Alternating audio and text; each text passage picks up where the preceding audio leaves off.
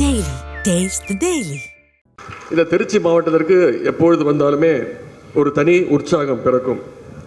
ஏனென்றால் தீரர் கூட்டமாக திருச்சி தான் நம்முடைய திராவிட முன்னேற்ற கழகத்திற்கு பல திருப்பு முனைகள் கண்ட மாவட்டம். கழகத்துடைய பல தேர்தல் வெற்றிகளுக்கு அடித்தளமிட்ட பல மாநாடுகள், பொதுக்கூட்டங்கள் இந்த திருச்சி மாவட்டத்தில் தான் நடைபெற்றிருக்கின்றது.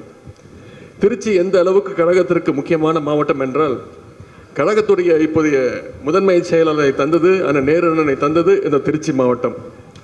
கழகத்துடைய துணை பொதுச் செயலாளர் ஒருவரான அண்ணன் சிவா அவர்களை தந்ததும் இந்த திருச்சி மாவட்டம். ஏன் இன்னும் பெருமையாக சொல்ல வேண்டும் என்றால், இன்றைக்கு தமிழ்நாட்டுடைய ஒரு சிறந்த பள்ளி கல்வித்துறை அமைச்சரை தந்ததும் உங்களுடைய இந்த திருச்சி மாவட்டம் தான். இங்கே நேரு அண்ணன் அவர்கள் சொன்னது போது பேசும்பொழுது குறிப்பிட்டார், மணமகன் மிக செல்லப்பிள்ளை, அவங்க அப்பா சொன்ன கூட கேட்க மாட்டார், நான் சொன்னதான் கேட்பார் அப்படின்னு அண்ணன் நேரு அவர்கள் குறிப்பிட்டிருந்தார். நான் தான் இந்த திருமண விழாவை நடத்தி வைக்கின்ற வாய்ப்பை பெற்றிருக்கின்றேன். தாலியை நான் தான் எடுத்து கொடுத்தேன் மணமகன்ட்டு. அவர் மணமகன் அப்பா சொல்கிற பேச்சு மட்டும் கேட்கறதில்ல, அம்மா சொல்கிற பேச்சும் கேட்கறதில்ல.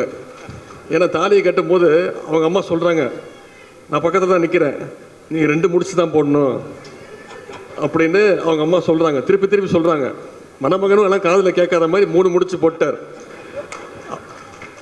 அப்புறம் தான் தெரியுது மணமகள் சொல்லியிருக்காங்க, நீங்கள் தான் 3 முடிச்சு போட்டாகணும் அப்படின்னு. எனவே இப்போவே அவர் நன்றாக மனைவி என்ன சொல்கிறாரோ அதை கேட்டுக்கொண்டு தான் நடந்து கொண்டிருக்கிறார். இருந்தாலும் ஒரே அடியாக மனைவி சொல்வது மட்டுமே கேட்டு நடக்காமல் அம்மாவுக்கும் கொஞ்சம் முக்கியத்துவம் கொடுத்து, அப்பாவுக்கும் அதே நேரத்தில் முக்கியத்துவம் கொடுத்து, ஏன்னா இப்போ அரசியலில் அப்பா பையன் உறவு மிக மிக முக்கியம். அப்பா பையன் சொல்ல கேட்காத பையன் சொல்லிடக்கூடாது. அந்த பிரச்சனை எனக்கும் இருக்குது, மணமகனுக்கு இருக்குது.